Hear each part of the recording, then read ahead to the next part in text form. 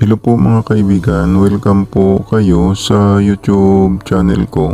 Ibabahagi ko po sa inyo ang kapangyarihang bertudis ng imahen ng Santo Cristo gamit ang kanyang bertudis na baon ng niyog na isa ang mata. Ang pamaraan na ito na ituturo ko po sa inyo ay pangbadbad po ito o makatanggal sa bisa ng kapangyarihan ng kulam, barang paktol, palipad, hangin, sa kapangyarihan ng mga masamang engkanto, sa kapangyarihan ng mga masamang elemento, at sa lahat na kapangyarihang itim. Ang gagawin po ninyo kapag may tao kayong tutulungan na nagkasakit na gawa sa kapangyarihan ng kulam, barang paktol, palipad, hangin, at gawa sa kapangyarihan ng mga masamang engkanto, masamang elemento, masamang espiritu, at sa lahat na kapangyarihang itim. Ang gawin po ninyo ay kunin po ninyo ang baon na isa ang mata at kumuha kayo ng isang kandilang puti at sindihan po ninyo ang kandilang puti at ilagay sa mata ng baon na isa ang mata at ilagay din ninyo ang imahe ng Santo Cristo sa bunganga ng baon na isa ang mata, katulad po nito.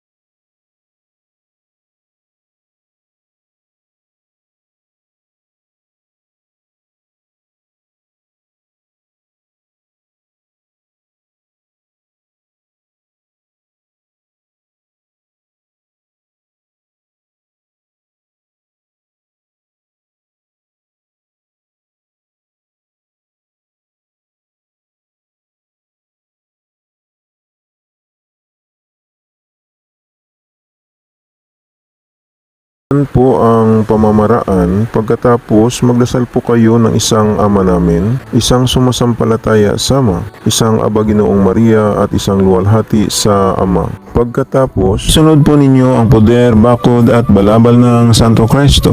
Sambitin po ninyo ng 3 beses. Credo esum, Christum Padison, Pallium tuum tumitam, tamai Spiritu Santo. Jesus Cristo, crucim crucam Christam Dominam nostrum, uha Espiritus Santa, mata mita micam, ama ana Espiritu. Abisan, abisin, abituin abelum, reina tetum, Jus exemineraw am pilam guam. Credo esum, Christum Padison, Pallium tuum tumitam, tamai Spiritu Santo. Jesus Cristo, crucim crucam Christam Dominam nostrum, uha Espiritus Santa, mata mita micam, ama ana Espiritu.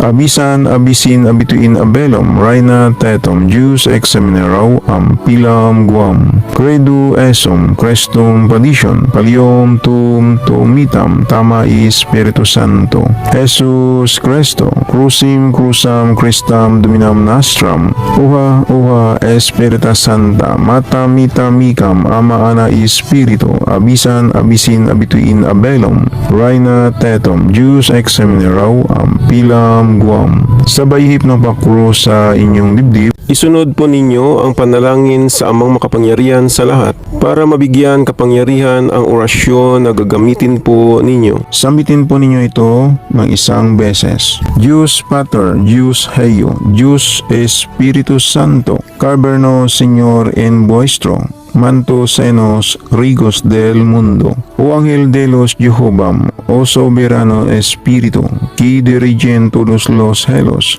de nuestra vida, diciendo, esta mi homeldi, niutada líbrame, Señor, de los enemigos, que no lo deseo, y dadme con buena fortuna. Amén. Pagkatapos na nadasal na po ninyo ito, kunin po ninyo ang imahe ng Santo Cristo at ibabad po ninyo sa langis ng niyog o ibabad po ninyo sa isang pitsil na tubig. At dasalin po ninyo ang orasyon ng Santo Cristo na nakababad po sa langis ng niyog o sa isang pitsil na tubig.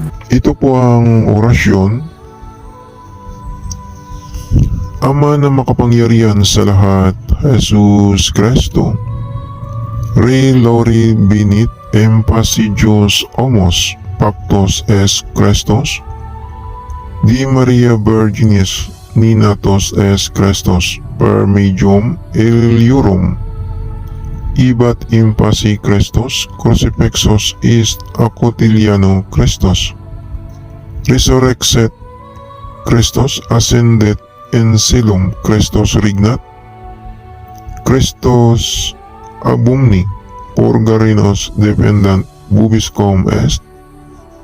Sa pangalan ng Panginoong Jesus, bendition, Santissima e Gloria, Puhum, Alleluia, Amen. Sa bayip ng pakrus, sa langis ng niyog o isang pitsil na tubig na nakababad ang imahe ng Santo Cristo. Pagkatapos hintayin na lang po ninyo na lumit ang kandila sa baon ng niyog na nakasindi at patayin na po ninyo ang apoy ng kandila. Pagkatapos bilhin na po ninyo gamitin ang langis ng niyog pangpahid sa sakit na naramdaman. At pwede na po ninyong inumin ang tubig na nababaran ng imahe ng Santo Cristo.